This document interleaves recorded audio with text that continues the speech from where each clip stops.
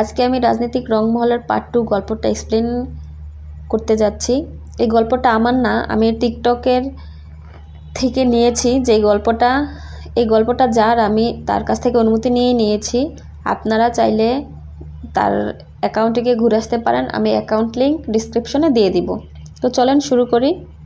সারাদিন হাসপাতাল, press conference, media, office এসব দৌড়াদৌড়ি করতে করতে হাঁপিয়ে উঠেছে জাংকুক। বাড়ি থেকে লাগাতার কল আসছে, একের পর এক। সমস্ত ঝামেলা মিটিয়ে দলের সমস্ত লোকদের বুঝিয়ে শান্ত করে বাড়ি ফিরল জাংকুক। এই সমস্ত সময়টা ভাইকে এক চুলও ছাড়েনি তেয়ং। ছায়ার মতো সর্বক্ষণ পাশে পড়ে রয়েছে।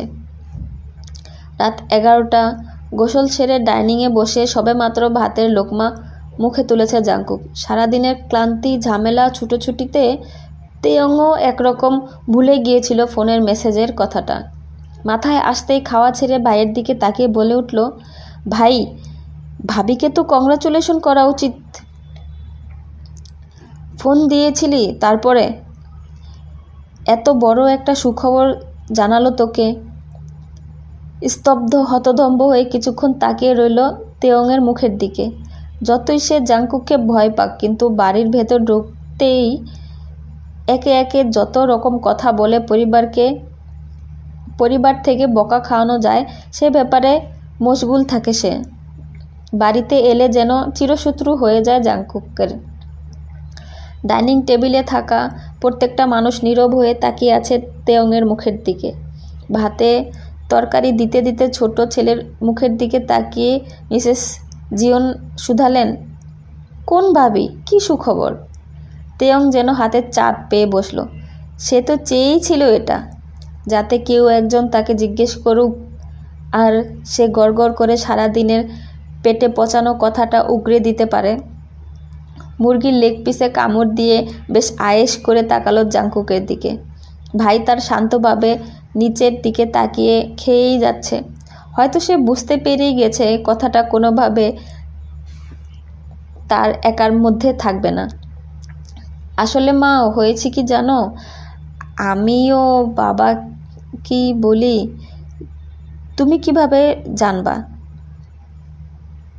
24 ঘন্টা ওর সাথে আমি থাকি, সেই আমি জানি না?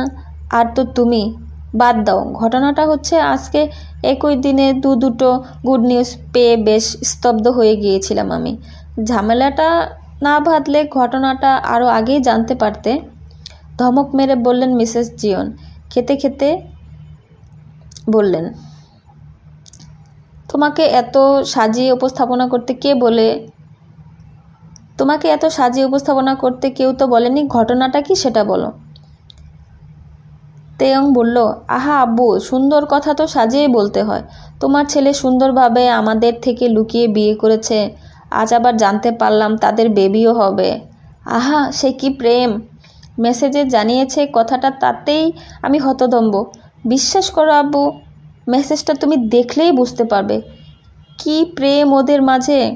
মোবাইল উপচে প্রেমগুলো গড়িয়ে পড়ছিল। আহা হা হা। স্তব্ধ হয়ে গেল পুরো জীবন মঞ্জিল। তেয়ং নিত্য নতুন নানা কথা জাংকুকের নামে বলেই থাকে। সে নিয়ে আজকে তেমনভাবে কেউই কথাগুলো শোনেনি, কিন্তু তাই বলে সরাসরি বিয়ের কথা? তেয়ং আর যাই বলুক, মিথ্যা কথা যে বলবে না এ ব্যাপারে সবাই নিশ্চিত।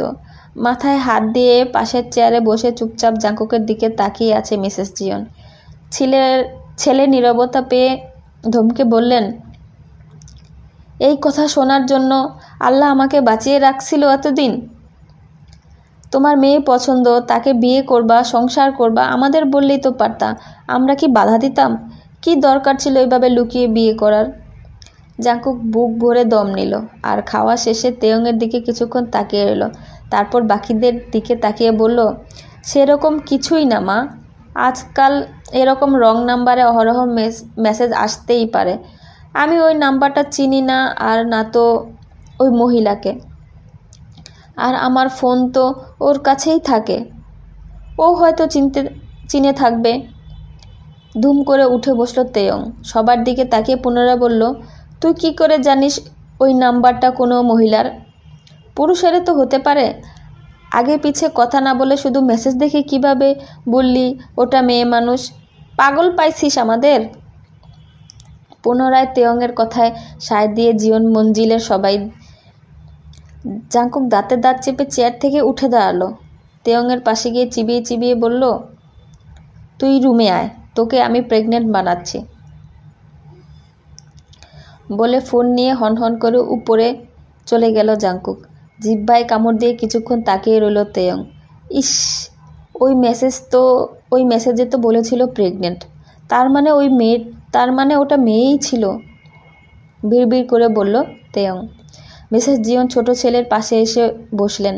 ঘাড়ে হাত বুলাতে বুলাতে বললেন, ও বাবা, সত্যিই কি জাংকুক বিয়ে করেছে, নাকি তুই আবার মজা করছিস? তেয়ং বলল, উফ মা, আরে তেমন কিছু না। আগে আমি নিজে ইনভেস্টিগেশন করি, পরে তোমাদের জানাচ্ছি।